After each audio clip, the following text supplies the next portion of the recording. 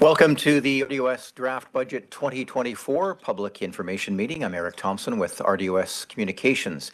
Coming up, the Chief Administrative Officer, Jim Zaffino, will provide a budget overview, followed by a question and answer session. Jim is handling the budget as he is the outgoing Chief Financial Officer here at the Regional District of Okanagan-Similkameen. We do have a Chief Financial Officer, but Jim was the former Chief Financial Officer. We're also joined by, we will be joined by members of the RDOS Board of Directors, those who are able to join us either remotely or in person. And I see right now we have Director Tim Roberts with us from Electoral Area G. Now, if you are watching live via WebEx on Thursday, February 15th, 2024, and you would like to ask a question during this meeting, please press 3 to raise your hand. You can also press 3 to lower your hand. And you can ask questions using WebEx chat as well. We'll be monitoring the chat throughout this session. And if you, for anyone who happen to be attending here in person, which I'm looking around, don't see a lot of them, we would invite them to step up to the delegation table to ask questions. If you're watching the recording of this on YouTube, and you do have questions, or if you'd like to provide feedback, the way to do that would be through email, which is budget@rdos.bc.ca. You can also send your comments via regular mail or drop them off here at the RDOS. The address is 101 Martin Street in Penticton, V2A 5J9. That information is provided in the description box on YouTube. And please share your feedback on or before Monday, February 26th, 2024. Second reading of Draft Budget 2024 is scheduled for Thursday, February 22nd, 2024. The draft budget presentation shown during this meeting is available to view online, along with the 15 individual budgets, and the version that you'll see is prepared for second reading, which again will come up on the 22nd of February, and you'll find that at rdosregionalconnections.ca. That's rdosregionalconnections.ca online. And a quick reminder while we have an audience, the RDOS has partnered with Voyant Alert to provide emergency and routine notifications throughout the area. So when there are public meetings or if there is an emergency and the RDOS needs to notify you, the best way to get that information and to make sure that you either receive an email or a text message or telephone call is to sign up with Voyant Alert if you haven't done so already. And you can find that link on the RDOS website at www.rdos.bc.ca. If for some reason you don't have access to the website, you can always contact the RDOS. The phone number is 250-492-0237. Now, in just a few moments, we will hear from Jim Zaffino. He'll have the draft budget presentation. We'll also have a Q&A, a question and answer session, and then we'll talk a bit more about some of the key elements of this budget. So without further ado, let's hand it over to Jim Zaffino for a look at Budget 2024. So thank you, Eric. Just before I start, I'd like to recognize Director Bush from Electoral Area B and Director Taylor from Electoral Area D, OK Falls. So, and again, before I start, I'm going to be talking about the budget as an overview. So the directors will be reviewing what I'm going to be presenting today at the March 22nd board meeting, and some of this can change from that meeting or at the final meeting, which it's going to be for adoption. So with that, I'm going to start the presentation, and I'll ask IT to put the presentation on the screen.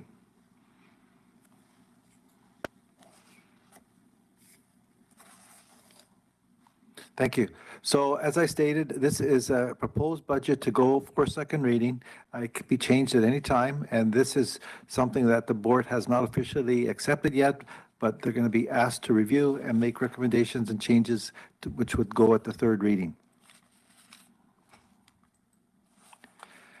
One of the first things I want to discuss is the conundrum between what a regional district is and what a municipality is. And I say conundrum because the rules that apply for a municipality are different than the rules that apply for regional districts. Each regional district is a corporation in itself. It's created by the Lieutenant Governor through a letters patent. That letters patent essentially says the area that they control, similar to a municipality. What are the boundaries of a municipality? What are the boundaries of a regional district? So that's the letters patent. There are 9 electoral areas, and they're represented by directors. The directors are elected, and each one of them nominates an alternate. There's also 6 municipalities. With those 6 municipalities, that equates to 11 directors, and with the 9 electoral area directors, there's 20 members.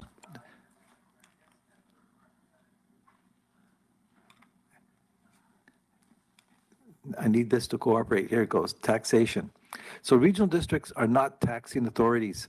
We determine what the tax is to keep the lights on, essentially, and then we tell the province how much we need to tax, and they tax on our behalf. For that privilege, the province charges us 5.25%. For 2024, I'm projecting that the cost will be $959,132. That is taxed to the citizen, the 9 electoral areas for the citizens in that area.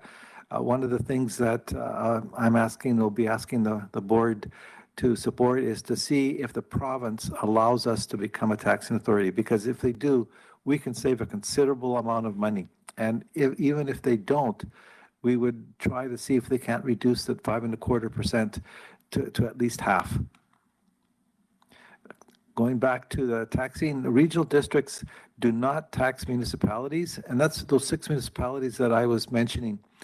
We tell them how much we need from them, and they tax on our behalf. But they're not taxing the citizens of those municipalities. They're taxing the regional district clients, taxpayers within those areas.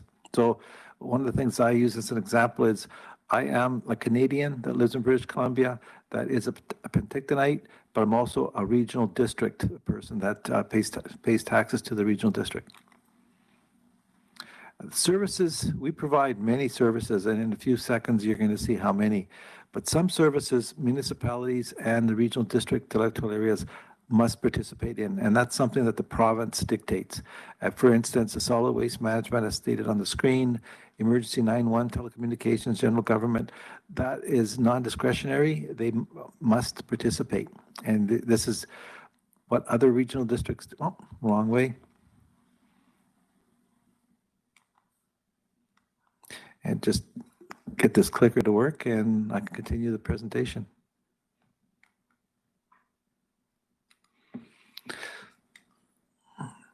So services, municipalities have 3 to 5 budgets because they have 3 to 5 municipal services, essentially general water, sewer. General means water, sidewalks, etc.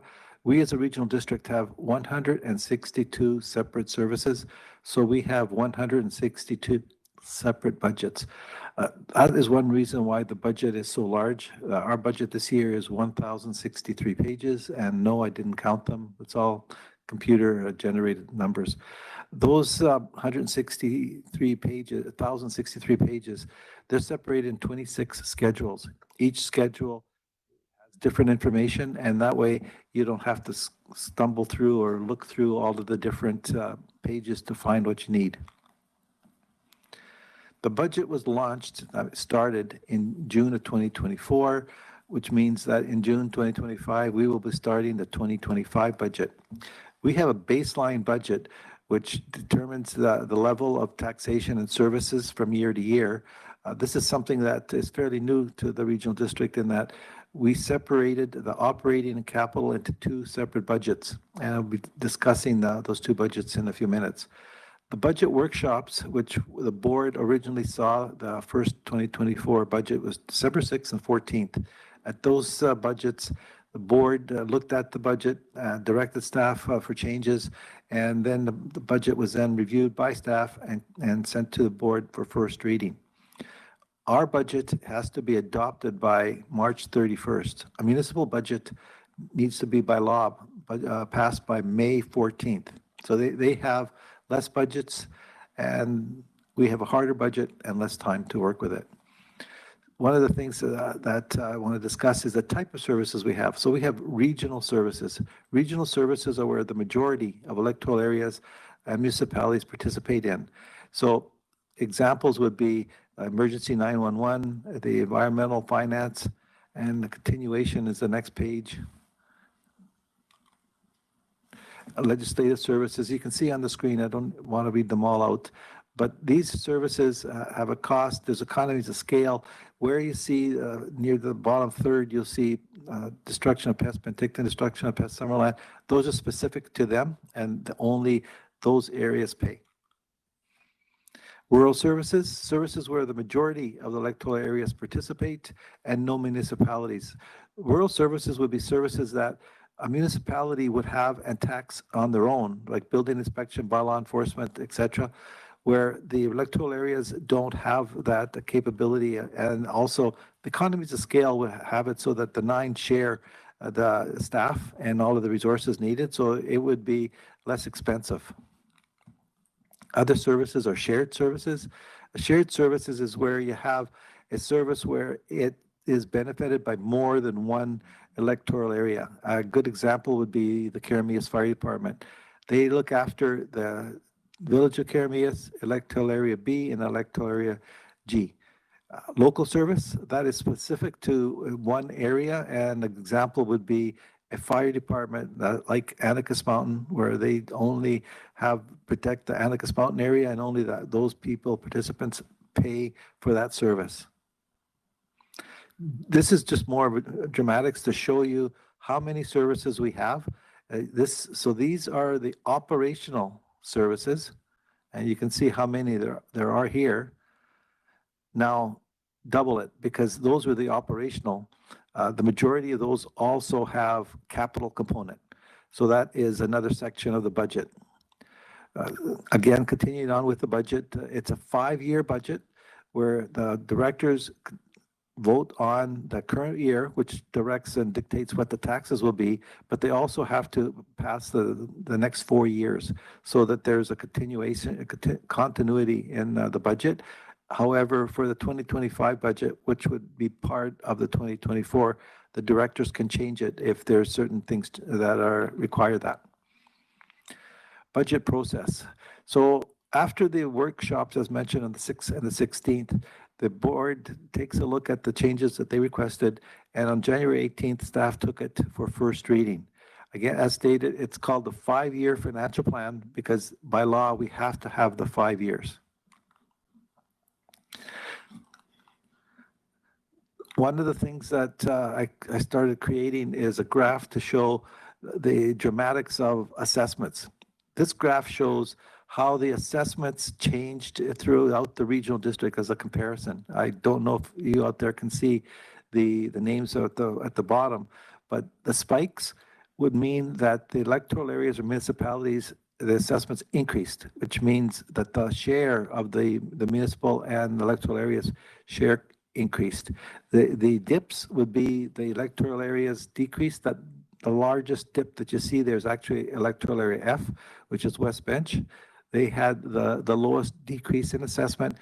And a lot of times that happens because of market adjustment or a correction from British Columbia Assessment Authority.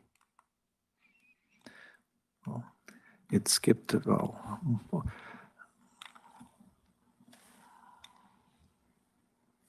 This is a summary of the budget. It shows that we have a $48.81 million for operational, 7.61 for debt servicing, and that debt servicing is the debt that is paid for by the municipalities and the electoral areas. It also shows $29 million for capital projects.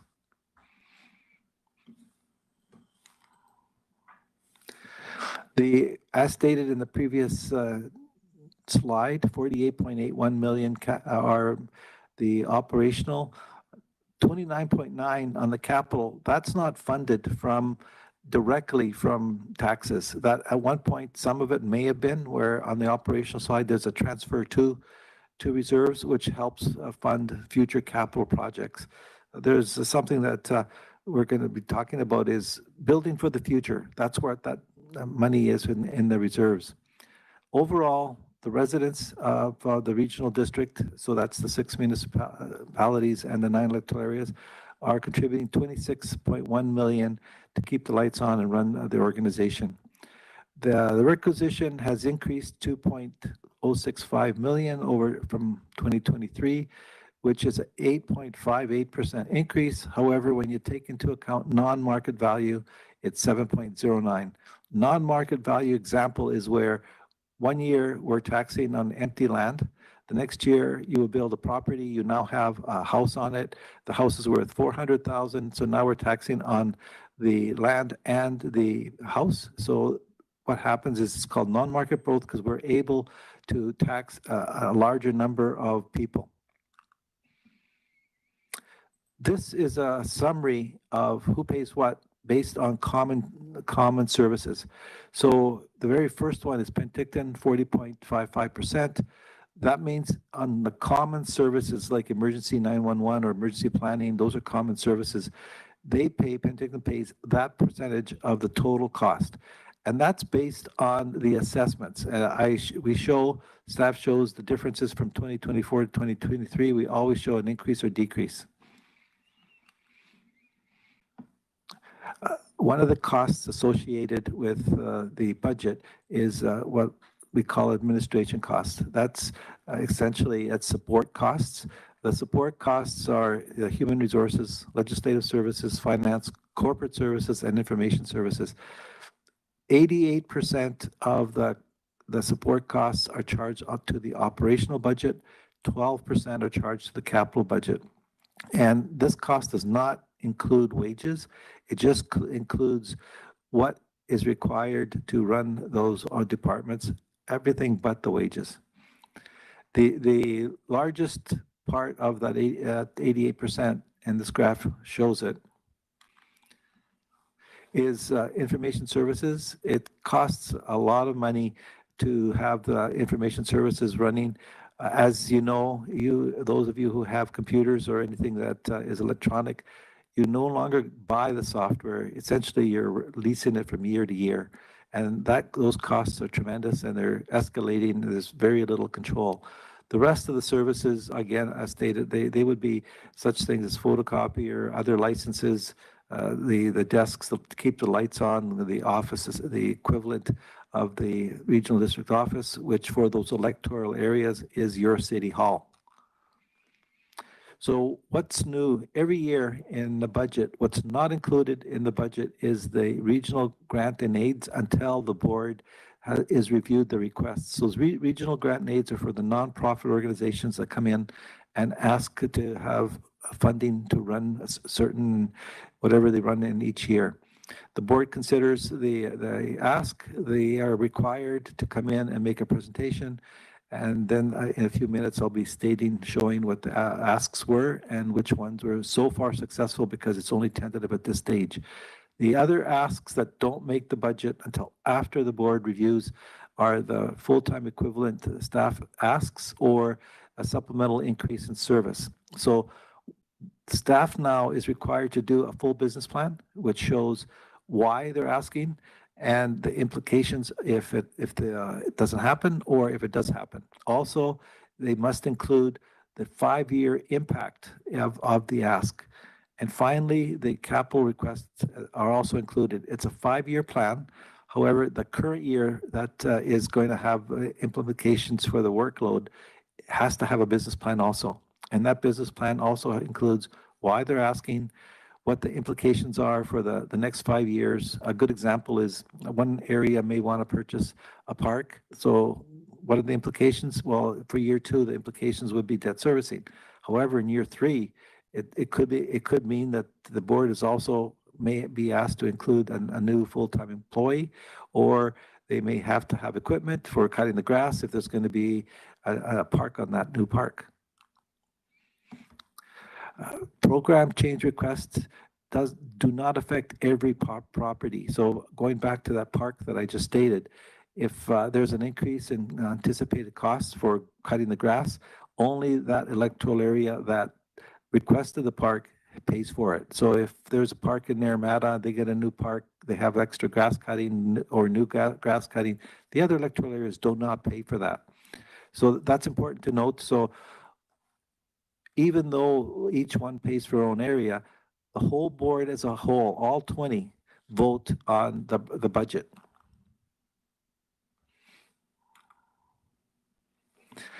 This is a summary of the asks for the regional grant and aids for the nonprofit groups. There was 4 requests. Tentatively, two have been requested. That requested got a yes. One of them is the Peach City Community Radio Society, and the other one is the DB Foundation for Health Research. The second one essentially is work to do with dementia patients and that sort of help. Tentatively, that $10,000 could change. However, the board will decide at final reading at third and adoption. You're hearing a pause from me because the clicker isn't working properly. Okay. These are the 15 full-time equivalent employees that were originally asked for at first reading. The board asked to put them all into the budget and determine what the implications were in the budget. The staff presented the budget at first reading, and they made some changes. With the changes, the next section slide shows in yellow those that were denied. Also, two other positions were eliminated in that there was one that wasn't filled from the previous ask and another one that wasn't backfilled. So altogether, there was 6 different positions that were reduced in the budget. How I'm going to capital projects, and that's where I'm going to now, is capital projects are funded from reserves, grants, donations, borrowed funds, or gas tax. And this last year, we also received a community growth fund with the directors allocating that money to capital projects, and it was restricted to capital projects. Now, I say they're not funded directly from taxes because at one point on the reserve section, the money is paid by the taxpayer on the operational where it says transfer to reserves. That is just the bank account that we use to fund the future capital projects. We have 199 reserves right now to fund the 162 services that we provide. Okay. So also, what's important to note is included in the 2024 operational budget is $4.3 million, which is 8.83% of the operational budget, and that's money going directly for future capital expenditures.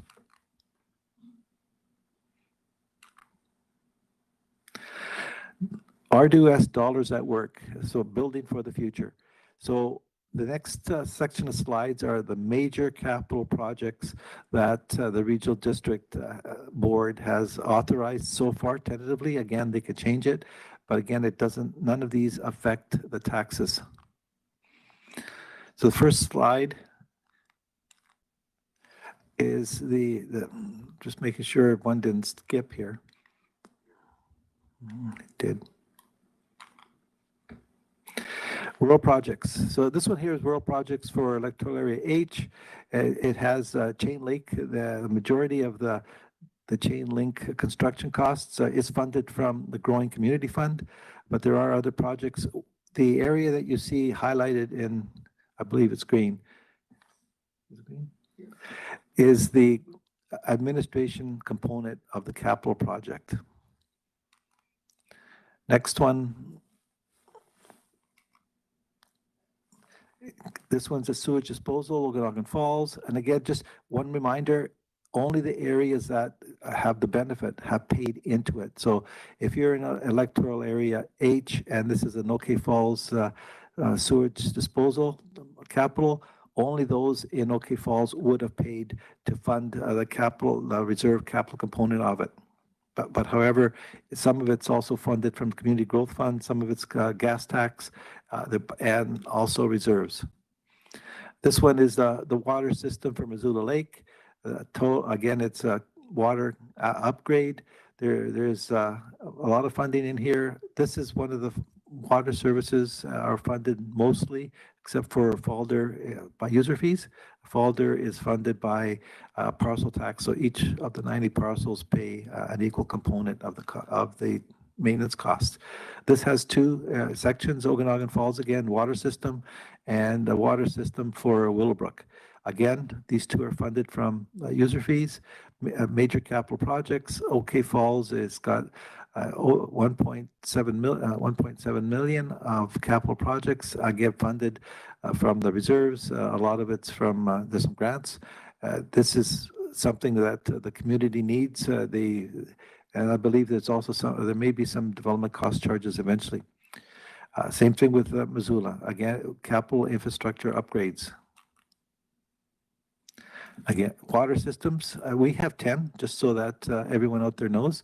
Naramata, it's one of our larger water systems. It has a water filtration plant. This one's got well over $1 million in capital upgrades and construction. And this is, by the way, these are all online. This is one of 16 presentations. This one is a generic for the regional districts as a whole. However, there's 15 other presentations, each one specific to the electoral area or municipality that participates. Again, another water system, Olala, and West Bench water system. West Bench, while we do the operational maintenance, the city of Penticton supplies the water. Yes, here's some more. Now, finally, something else other than water, recreation facilities. This one's Carameus, electoral area B and G. And we're very specific because those of you out there that aren't in Carameus or electoral area B and G did not pay into this and will never pay into this. Only those people clients that live in that area pay. And same thing with the pool / electoral area C. So those ones there, it's just the electoral area C and the Oliver residents. Parks and Recreation, Naramata. So that's, again, can't be any more specific than that. You can see that there's a lot of capital projects there that everything in yellow, by the way, are carry forwards from the previous year. So commitments were made, projects were started, and with the way things are these days, it takes time to bring in whatever equipment we need to finish off things. So there's those projects, and plus there's 2 new projects. Parks Commission F, and that's, again, you see that's very specific. Only those that live in Area F. Area F is West Bench, which is, again, west of Penticton. That a lot of the projects there are funded from the Community Growth Fund and also the gas tax, and a small amount of the operational reserves. On operational reserves, that is not restricted to just operations. You can fund capital if the director so wishes, but they need the support of the 20 directors. It's 20 that vote for it. The next one after that is the Area B Community Parks. That is a smaller amount, but however, the money is there. The director is funding most of it from the Community Works Fund. Area B, for those of you who don't know, would be from just west of Osoyoos to Costin. And I know there's quite a lot here, but actually this is just a small number. We have 92 capital projects that were carried over from 2023 to 2024, and an additional 60 projects that are new. And there is a new system to keep track of the process of the percentage of where we're at with all of these. It's a Gantt chart tracking system, which we hope to have it available online soon. Currently, the directors see it every second board meeting. Information services, as I mentioned earlier, that's one of the administration overhead costs. Everything in yellow, again, was carried forward. It takes a lot to keep the lights going and have the computer on. A good example is I wouldn't be here, you listening to me, if we didn't have IT here. And I thank Danny for being here and manning the station back there. Fire protection, as I stated, fire protection, Anacus Mountain is the example I used earlier. It's for the specific area. It's just for those that have the fire protection area in that section. Apex is very similar. So Apex is specifically just for the specific Apex area. You have to be in the fire protection area, and you have to opt in before those fire departments can actually include you in the area. And once you opt in, you pay taxes and you have their protection. This is a summary of the tax requisition as it will stand for second reading. So that 26 million I said earlier, it's the very bottom. That's what we need to have all the services for 2024. On the far right, where it says net change, the last number, that is the net change in for the tax requisition from one year to another, and that includes the non-market growth component of it. The one change that affected the municipalities is that for 2024, there was a change in the way that we charge for the emergency planning and 911, and the board was told that that would happen, and there it is, it happened. The other component is that some of the electoral areas and municipalities increased materially in the assessment, and one of the ones was Penticton, Oliver, and I believe it was area G. They increased while area F decreased. This is just a quick summary of the graph of who pays for what. And you can see actually the bigger you are, the more you're going to pay because you have more services, but you also have more assessment and more assets. And I was asked when I first started here, is there a better way to track of who, not just by dollars who pays, but who gets the benefit? And there is. And one example that I use is if you look at Penticton, it's actually the second highest in the 15 areas that participate in paying for regional district services. However, when you do it on a per capita, it's actually the third lowest because Penticton has the most people that benefit from the services. Now, that's not to pick on Penticton, that's just to use as an example. Way farther on the far right, you'll see the highest one, is that D? E. So E is Naramata. They have a lot of services, but they don't have a lot of residents, so their cost per capita is a lot higher than a lot of the other municipalities or electoral areas. So with that, this is the numbers and phone numbers and emails that you can get a hold of me. One of the things that I am keeping track of is if there's any issues, I bring them to the board, and then the board can consider if there's any changes that have to be made. There has been a few, and the board will be receiving a summary from me. There hasn't been very many, though. And with that, I open it up to questions. I'd be glad to help, and I have got some other finance staff here that also can help. Thank you. Jim, thank you very much. Just a reminder, Jim is the CAO here at the Regional District of Okanagan-Similkameen, the Chief Administrative Officer, but formerly the Chief Financial Officer and RDOS Manager of Finance before that. So he's taking over the budget or carrying it through until someone else takes it over next year. A couple of quick notes. We have a few area directors and municipal directors, one municipal director joining us here in the boardroom. We have James Miller, who is a Penticton councillor. Thank you for joining us, Mr. Miller. We also have from Electoral Area G, Tim Roberts, Electoral Area B, George Bush, the chair of the RDOS and Electoral Area A director, Mark Pendergraft, and Matt Taylor, who is the Rural Director for Electoral Area D. So certainly any of those members would be more than welcome to join in if they have any questions or comments. And we may have some questions from the public. If you're watching live on WebEx on February 15th, you can press 3 to put your hand up, 3 to lower your hand. We have the chat feature as well if you'd like to just type in a question. And if you are watching the recording on YouTube, the information we presented earlier that is in the description box is how you can get a hold of the RDOS. A couple of different dates there. One was on that slide, it said you can provide your feedback by the 25th of February. That's actually the Sunday. But ideally, the information, any feedback would be coming back on the Monday, February 26th. And I'm going to open up the floor to questions if anybody has any. But I want to start off, Jim, if I can just say you've been doing budget presentations for all the municipalities, for most of the regional electoral areas who've requested them. Is there a common theme you're hearing as far as feedback on the budget?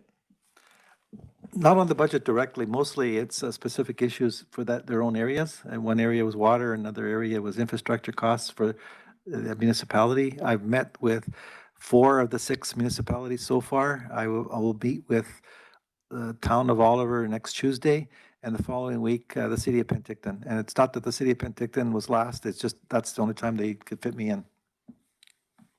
James Miller is here. James, I'm struggling to think that you don't have a question.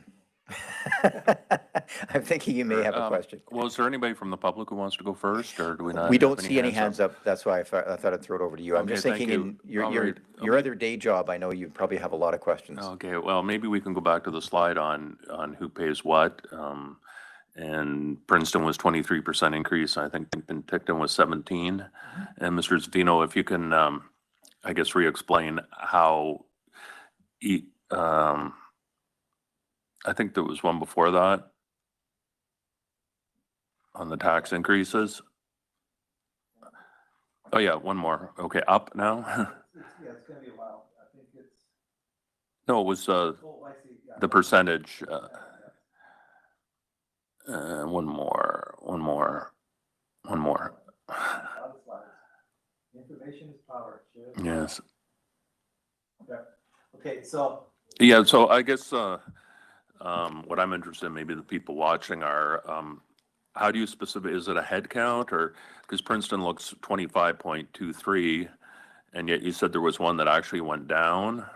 The one that went down was electoral area F, and even that's high, but they also increased their service level.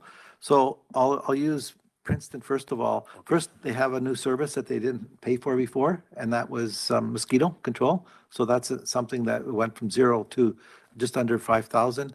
They also had additional services that increased in where they participate. So that's why theirs went up. Also, all the municipalities went up because of the, first of all, the board authorized 2 positions for protective services. And that was, the board created a subcommittee that for the protective services and came back with the recommendation of having a protective services standalone department and adding 2 positions. Those 2 positions are part of the emergency planning. And emergency planning, everyone pays, and Penticton would pay 40.55% of the increase to those 2 wages. And same thing with the municipalities. Most of those municipalities would pay more than electoral areas because it's based on assessment. The higher the assessment you have, the more you pay for common services. Second question, I think it's kind of timely this week. And if memory serves me correctly, the board did vote to commit a fair amount of funding to cybersecurity.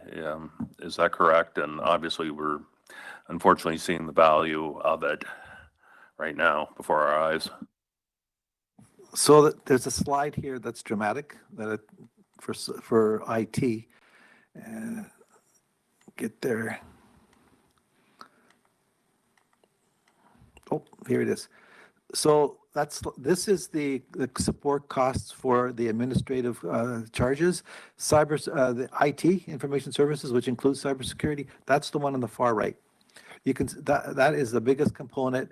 So that one there is just over 800,000 that's redistributed amongst all of the 900,000 amongst the other municipal services and electoral areas. So yes, cybersecurity is a key issue in this organization. And ever since we had the ransomware, it was more prominent, and we're putting more funds into it. And I should clarify, what happened at the RDOS a couple of years back, I believe it was in 2020, was an attempted ransomware attack. We understand there has been some sort of an issue with the school board here in this region. Don't know exactly what it is, but I think it might be of a similar nature. And what Mr. Miller referred to is that the preparation in advance and the costs associated with that, from what I understand, have gone up considerably for organizations, for governments, and that is to have elements in place, equipment in place, people in place to make sure that you're preventing that. And there's cyber insurance for it, but the costs are just going up, considerably year after year. So not just that, every year it's mandatory that municipalities are audited financially. With all the cybersecurity issues, that's now added to our yearly audit. So that's something that it's not just finance that is looked at and scrutinized. It's our IT department to see how secure we are, because that's how vulnerable we can be, and anybody else can be. But we're a lot better off than we had been a number of years ago. I want to talk for a moment, Jim, if we can. I don't see any other questions at the moment, and certainly if anyone wants to jump in, please do. You've come up with a slogan, I guess we'll call it, or almost a mini mission statement here for the RDOS, one region working together. Also, on some of the signs for infrastructure projects, you want to use the term building for the future. Yes. As the new CAO and as someone who's deeply involved still in the budget, what do those two statements mean to you, and how does it play into the budget? Well, first of all, when I say one region, I'm not talking about one regional district region. The school board is in our region. All the First Nations are in the region. We're here as a team, and we're here to support each other. And as far as the budget's concerned, I'm a team player, and I want to make sure that we're all on the same team. And one of the things that to be part of the team is I'm offering up. We're doing, as you know, a citizen survey, which is scientific. We're doing one scientific and one non-scientific. I've offered up the survey to the other 6 municipalities to be part of it, and they're contributing questions. I just forwarded one to you just today, and there's another one that's coming through. What would you say, I don't know if you can give us a top three, but putting a budget together that is this complex, because you're dealing with the 9 electoral areas, the 6 municipalities, you mentioned the other entities that go into this.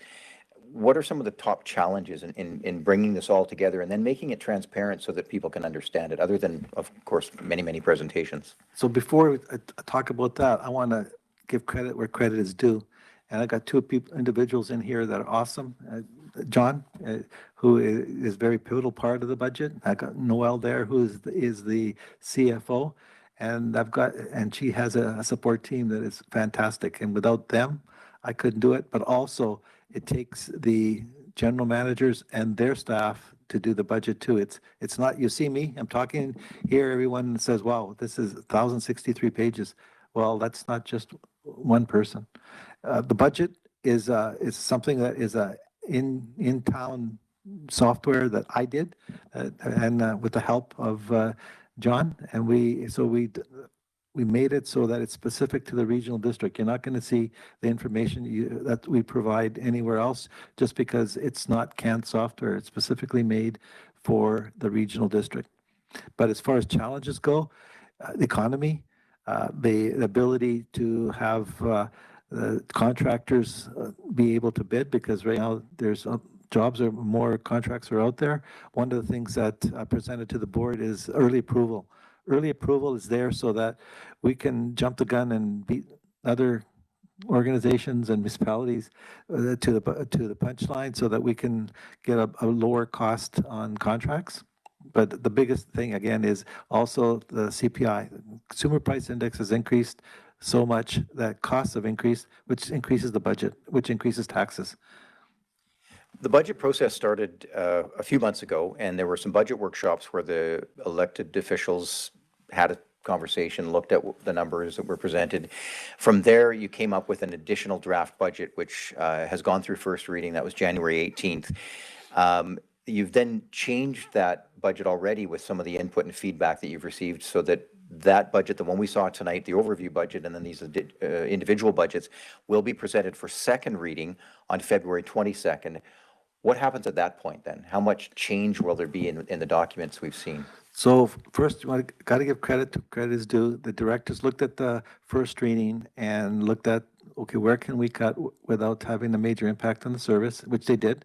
So the budget was reduced, the tax implications was reduced materially.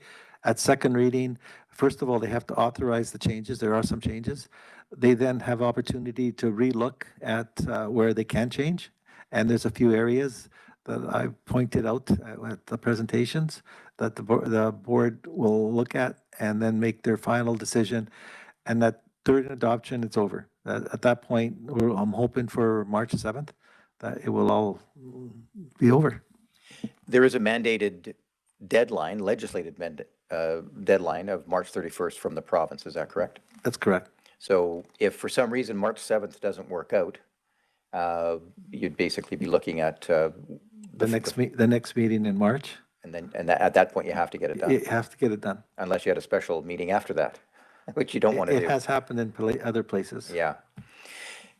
Again, if there's any questions, we'll go to whoever might want to ask questions. But the things that come to mind when you look at a budget this complex is is that issue of where the electoral areas and the municipalities, and as again you mentioned, we have Indigenous communities, we have the school board and the hospital district, there's so many different entities, but as far as the electoral areas and the municipalities together, it's shared services really is where the combination lies. Is that correct? There's shared services, yes, but there's also separate services that each one pay. Each service, it requires a service establishment bylaw, where for the ones that aren't mandatory, the electoral residents, taxpayers, clients have to agree to it. And that determines then, there's a maximum amount on each bylaw of what we can tax on some of them services. 911, for instance, and emergency services, there is no limit, because those are, first of all, they're mandated, and second, you pretty well have to make sure that whatever's needed for the safety of the people is met. So the province did not request that we have a maximum on that.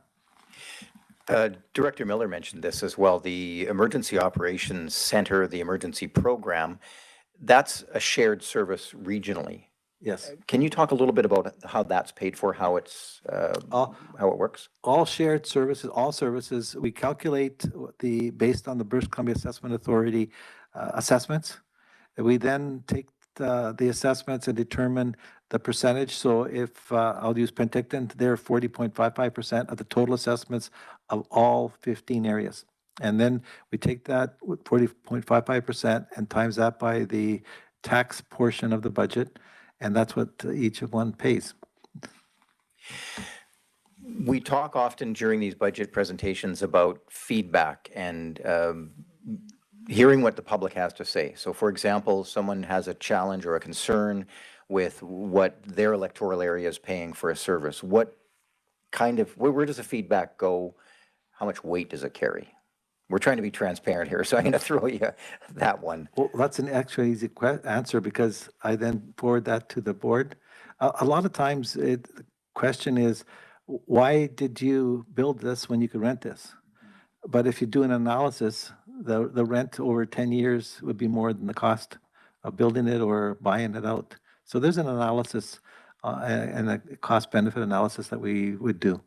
Can you think of a time in the last couple of years when you've been doing these budgets where someone, whether it's an elected official or a member of the public, has said, given you some feedback on the budget and it's stuck with you to say, yeah, we can change that. That makes a lot of sense. We hadn't thought of that.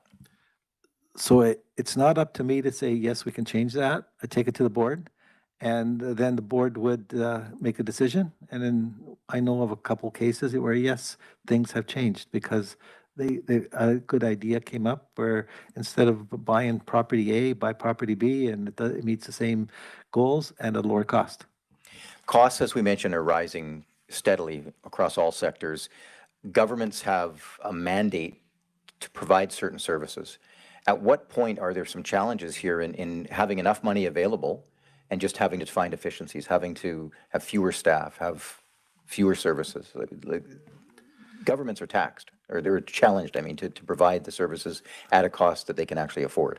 So I don't consider the taxpayer a taxpayer, consider him a client. A client doesn't have an open wallet where it continuous increase in services means a continuous increase in taxes. There are services where you have to do for safety, for instance, the fire department. As the community grows, your requirements grow. There's other services where if you hit a point where the taxes is unaffordable, the service has to be looked at. Reduce the service, you reduce the tax. However, you have to have the client make sure that they're satisfied with the reduced service. And if they are, taxes can go down. But without the reduced service, taxes will stay the same or continuously, based on CPI, increase. Just for the same level of service, you're going to be paying more. We have about 10 minutes left on this broadcast. We are live on WebEx and YouTube on Thursday, February 15th, 2024. If you're watching the recording, a reminder that you can provide feedback through email at budget@rdos.bc.ca. You can drop off your comments or questions in person at RDOS headquarters in Penticton at 101 Martin Street. And you can, if you'd like to mail them in.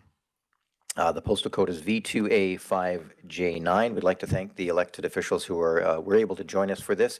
You've had a series of budget meetings in the municipalities and the electoral areas, as I mentioned.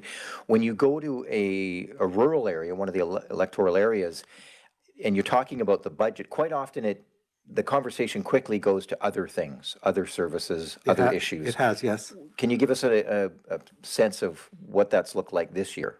So their concerns are serious. So we listened to them. In one area, we had a budget presentation, and they were very concerned about the quality of water in that service area. So we did the budget presentation, and then we listened to their concerns, and the director was there. So that's one thing. The director heard loud and clear of what the issues were. One of the things I do want to just tell everyone, not all electoral areas had a presentation. I would do a presentation if there's a place available and a request. For those areas that I did not do a live presentation, all the presentations are prepared. They are online, I believe, and accessible. All you need to do is find your own. They're all split up from electoral area A to I and by municipality. So each municipality also has their own, so that you can take a look at it. And then if you have any questions at the end, the last page is my number. I see Director Bush has a comment, and just before we go to Director Bush, rdosregionalconnections.ca, that's rdosregionalconnections.ca. That's the website you can go to find the budget project. We call it, it's a project page, and all those different budgets that Jim mentioned are listed there. If for some reason someone has a challenge with some of the technology, certainly contacting the RDOS will make sure you get what you need as far as information. Director Bush, go ahead, please. Yeah, thanks. So after our hospital board meeting that we had last meeting, will that affect the budget for this coming year? So I was asking if I can talk. So the hospital board is a separate budget, and the board authorized first and second reading. And they, at the next meeting on the 22nd, along with the board looking at and authorizing the second reading for the RDOS budget, the board's going to be asked to have a third in adoption for the hospital. So it won't affect what you see here. It's a completely different budget. And there's some background information that the board's going to get on an email tomorrow regarding the hospital budget. I got a call from IHA, so that's another issue. Thank you. So interesting, you're used to being in a board meeting here where normally the chair is sitting here. The chair is in his chair at home. This isn't an official meeting. It's a public information meeting just to provide information about the budget. I saw the chair there, and I wanted to get the okay to talk. Yeah, it's your show. You're welcome to talk. I don't see any other questions at the moment. James Miller. Go ahead, Director Miller. Yeah, thank you. Actually, I have two questions. The first one's a two-part question. So what is the total budget for this coming year, and what is the population of the RDOS? So the total operating budget is 48.9 million, and we're looking at 82,000 individuals for all 15 of the areas. All right, and for those of us that don't know, in the rural areas, I presume that when someone gets their tax bill, there's also the education assessment that comes on top of it, and that you'd be dealing with probably 3 different school boards, would you not? So that's correct. And not only that, they would also have a bill from the province for the equivalent for the roads. And there's other areas. John, any other? Go ahead. Whatever school district your residence resides in, there's a different mill rate for each school district area. So what is it school district 62? Is that Penticton, Summerland? 7, sorry. And Okanagan-Similkameen's 53. So depending on what school district boundaries you're within, you will pay that mill rate. So if you're in Karamias, you'll pay whatever they set the mill rate for districts 53. If you're in Penticton, the mill rate will be different. It's based on that school district area. So I'm not sure how the province sets the mill rate. If I would think it's similar to how much money they're providing the school board with the assessment. It's probably a similar calculation to what we do, but that I'm not 100% sure on. But yeah, depending on what school district boundary you live within, your mill rate will be different. Yes, because with all due respect to the average taxpayer, I do think that in some cases, there's a little bit of confusion when school taxes are added on, which absolutely has nothing to do with a regional district or a municipality. You are so right. I've been the CFO in other municipalities, and I get a lot of complaints where I say your average tax increase is going to be whatever percentage, and they calculate it and it's double. So I have to go back, and I've done that here too. And John has done it a number of times. A lot of times it's out of our control. The school district, we don't tell them what the tax, and but they tell the taxpayer what it is. And also the increase in policing, for instance, that's also part of the province for us. John, do you have any?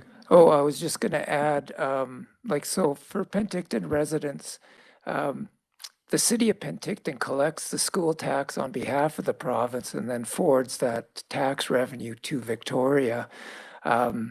So it has nothing to do with any, with city council at all. But if you look at, like, say, a city of Penticton residents' property taxes, less than 50% would go to the city of Penticton. There are other line items on there for other forms of government, like the school tax for the province, the regional district tax, which is us, and the regional hospital district tax. But there are also line items on there for BC Assessment Authority as well, and I think Municipal Finance Authority. So it's not just, the local government that is being taxes collected. So, if your property tax goes up in Penticton, it might not be because of the city. It could be because of other levels of government. One thing I just want to add too, because we're not a legal taxing authority, we're not allowed to change the tax multiplier. Oh, just remember we're a taxing body. Well, sir, we don't collect for taxes. Yeah, we're not That's- authorized We're to not collect authorized to taxes. collect taxes. So, but we are authorized to state what the taxes are. Because we are not allowed to collect the taxes, we're not allowed to change the mill rate.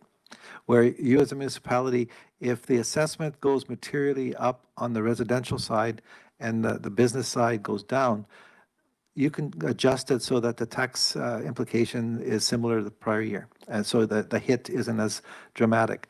However, we can't.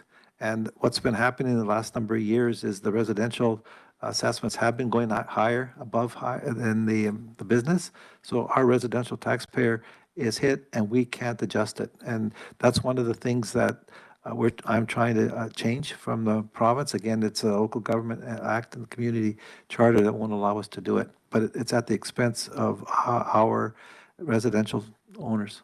Jim's talking about the multiplier. So there's 9 property classes from residential to farm, and then there's classes in between.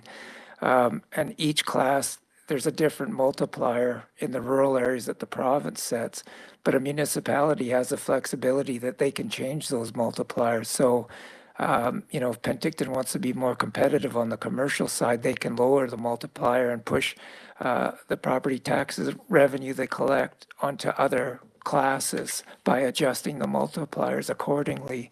So residential is usually, the multiplier is 1. In the rural areas, for commercial properties, class 6, it's, I think it's 24.5%, if that. And sorry, I realize we've hit 7 o'clock, but I'm finding this interesting. What would you say the percentage of residential to businesses in the regional district in terms of taxation? I don't know what it is in terms of taxation, but if you look at the regional hospital district, because it's everybody pays into it, same as within general government. If you look at the assessment base, it's about 75% residential is where the tax revenue comes from. It's about 16% commercial, class 6. And then the other classes, like farm is usually one of the lowest in terms of the tax revenue that's collected in the entire pool for a particular service. So we're not blessed like for example, the city of Kelowna that would have such a huge industrial and business base that less would be collected from the taxpayers. Is that fair to say? That's fair to say. The other thing is that is not positive for us, it's a negative, is Penticton, for instance, it's a class 3 property, which is for supportive housing. You've got 5 zones that are for supportive housing. Our board cannot have a zone for supportive housing because we don't have the authority to do that. So there's always talk about affordable housing. Municipalities have the authority, and in your case, Penticton, good for Penticton, you're doing it. Even if our board wanted to, they can't. And that's a negative, I see. All right, with that, we'll wrap it up. I'd like to thank all of our elected officials for joining us here on this budget presentation. And there is, I believe you have 2 more budget presentations, Mr. Zaffino. One is in electoral area E, I believe, Naramata. And then you have a presentation for the municipality, for Penticton. That's correct. All right. Again, if you are looking for any more information on the budget, the draft budget for 2024, you can go to RDOS Regional Connections. That's rdosregionalconnections.ca. All of the individual budgets are listed there for the municipalities and the electoral areas. And then, of course, this overview budget that we had here on this presentation. If you're watching this on YouTube in watching the recording, please don't hesitate to contact the RDOS. The information is in the description box. And one final reminder, while we have a small audience, if you haven't yet signed up for Voyant Alert, that's the notification system the RDOS uses to contact people about everything from an emergency to garbage and recycling collection and public meetings. Please do sign up. You can go to the RDOS website at www.rdos.bc.ca and look for Voyant Alert to sign up and also to access the information to update your account if you need to. Thanks again, everyone, for joining us. And with that, do you have any final thoughts? No? Thank you for this. And thank you again for joining us.